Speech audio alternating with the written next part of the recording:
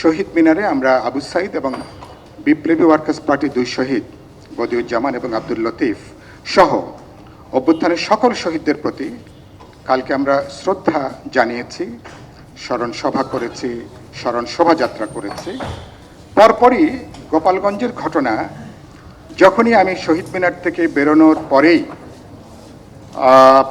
কালকে আমি সরাসরি পার্টি অফিসে যাইনি, বাসায় গেছি, এটা জরুরি কাজ ছিল।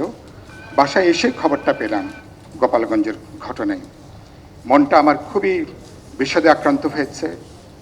আমি খুবই নিজের মনের মধ্যে প্রচণ্ড কষ্ট পেয়েছি। এবং তারপরে বিকেল থেকে দেখলাম ছবির পর ছবি, এবং ঘটনাটা ঘটল আবু সাইদের আমরা শাহাদাত বার্ষিকী পালন করছি। আমাদের বীরদের প্রতি আমরা শ্রদ্ধা জানাচ্ছি, ভালোবাসা জানাচ্ছি।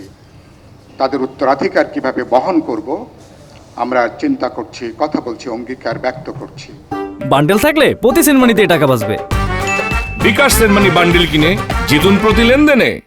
সেদিনই গোপালগঞ্জের ঘটনা, 4 জন নিহত হয়েছেন। পরে দেখলাম রাতে সন্ধ্যার পরে 9 জন গুলিবিদ্ধ, অসংখ্য আহত। এবং যে ছবি ছাপা হচ্ছে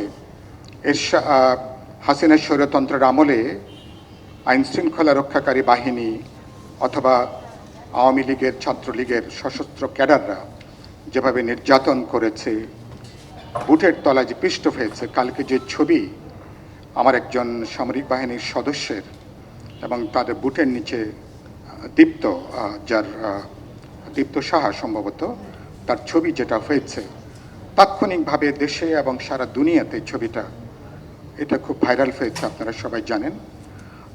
মানে এটা মেলানোটা খুবই কঠিন হচ্ছে। আবু সাইদের শাহাদাত বর্ষণে 1 বছর পরে, ঠিক 1 বছর পরে গোপালগঞ্জে এই ঘটনা। সন্ধ্যার পরে আমরা পার্টি বিবৃতি দিয়েছি, গণতন্ত্র মঞ্চের আমরা বিবৃতি দিয়েছি। আমরা তীব্র নিন্দা করেছি, প্রতিবাদ জানিয়েছি এবং বলেছি সরকার এবং প্রশাসনকে এবং তাদের অবহেলা, তাদের অমনোযোগ, পেশাদারিত্বের ঘাটতির জন্য এই ঘটনা সংঘটিত হয়েছে। এবং আমরা বলেছি অনুশোচনাবিহীন 1 বছর পার হয়েছে, এখনো ক্ষমা প্রার্থনা দূরের কথা, ন্যূনতম কোনো অনুশোচনাও আমরা আওয়ামী লীগ এবং এদের মধ্যে লক্ষ্য করিনি। সেই ঘটনা সংঘটিত হয়েছে। কিন্তু সমগ্র ঘটনা কদিন ধরে তো একটা উত্তেজনা ছিল, একটা আলোচনা ছিল এবং গোপালগঞ্জে একটা পরিস্থিতি তৈরি হবে একটা আশঙ্কাটা ছিল। এখানে জাভেদ রাসেল এখানে আছেন, আমি জাভেদের উদ্দেশ্যে, সবার উদ্দেশ্যে বলি, আমি বিশেষ করে ঐক্যমত কমিশনে এনসিপির বন্ধুদের, তরুণ বন্ধুদের আলোচনায় আমি কিছুটা মুগ্ধ। যারা জাভেদ এবং তাদের বন্ধুরা যারা কথা বলছেন, এই তরুণরা, তাদের চিন্তা, তাদের দৃষ্টিভঙ্গি, তাদের বিশ্লেষণ, কথাবার্তা, যদিও প্রেস কনফারেন্সটা একটু ভিন্ন, কিন্তু ভেতরকার আলোচনাটা আমি অনেকখানি মুগ্ধ। তো সেই মানুষরা, এই তরুণরা একদিকে তারা আলোচনায় অংশগ্রহণ করছেন ঐক্যমত কমিশনে। গোটা আলোচনা এখন যেটা চলছে সংবিধান সংস্কারের আলোচনা। তার মানেটা কি? আপনি 72-এর সংবিধানকে ধরে আপনি আলোচনাটা করছেন। এই সংবিধানের অগণতান্ত্রিক, এই সংবিধানের স্বৈরতন্ত্রী অথবা জবাবদিহিহীন ধারা পদ্ধতিগুলো আমরা পরিবর্তনের জন্য আলোচনা করছি।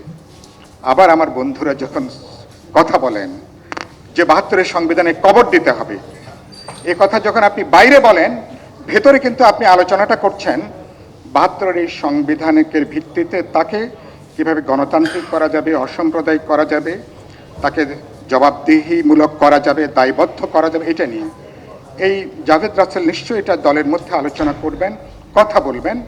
মানুষ এটা কিভাবে নেয়, আমি আমার সম্পর্কে কি মনে করি, এর চেয়ে গুরুত্বপূর্ণ আপনারা 150-200 মানুষ এখানে, আপনারা আমাকে কিভাবে দেখেন, কিভাবে মনে করেন, এটা সবচেয়ে গুরুত্বপূর্ণ। আমি কি সত্য কথা বলছি? এটা আপনি পুরোটাকে নাকচ করছেন, এটাকে আপনি কবর দিয়ে ফেলবেন।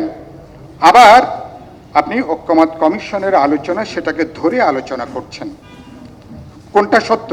আপনার কবর দেওয়াটা সত্য, নাকি এটা গণতান্ত্রিক করতে চান? এটা 25-এর গণ অভ্যুত্থানের চেতনায় একটা জবাবদিহিমূলক কিভাবে আমরা সংবিধান তৈরি করতে পারি একটা গণতন্ত্র রাষ্ট্রের জন্য, এই স্ববিরোধিতাগুলোর অবসান হওয়া দরকার। আপনাদেরকে গোপালগঞ্জে উত্তেজনা চলছিল, আপনারা জানেন, এবং কিভাবে আপনারা গেছেন, কিভাবে বেরিয়েছেন।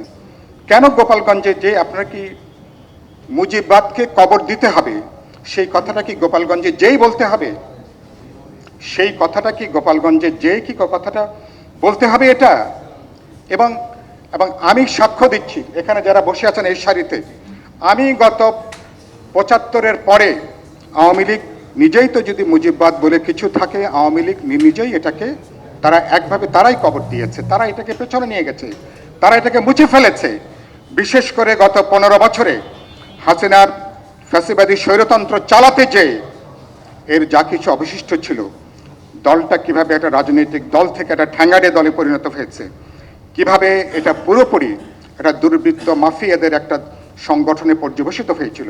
আমি তো মনে হয় প্রায় ১০০ বক্তৃতা করেছি গত কবছরে কেবলমাত্র মানে এটার উপরে।